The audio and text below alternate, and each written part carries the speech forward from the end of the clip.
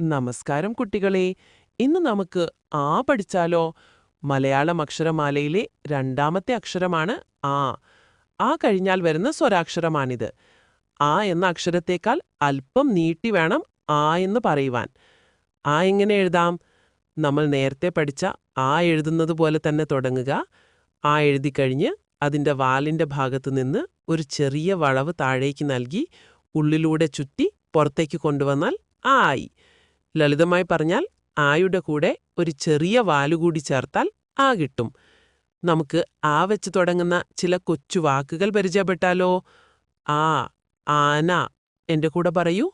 ആ, ആന. ഒന്നുകൂടി. ആ, ആന. ആ, ആട്. എന്റെ കൂടെ പറയൂ. ആ, ആട്. ഒന്നുകൂടി. ആ, ആട്. ആ, ആമ. എന്റെ കൂടെ പറയൂ. ആ, ആമ. ഒന്നുകൂടി. ആ, ആമ. എല്ലാവരും സ്ലേറ്റിലോ പുസ്തകത്തിലോ ആ എന്നെഴുതി പരിശീലിക്കുമല്ലോ. അടുത്ത ക്ലാസ്സിൽ നമുക്ക് ഈ പഠിക്കാം. മിടുക്കരായിരിക്കുക.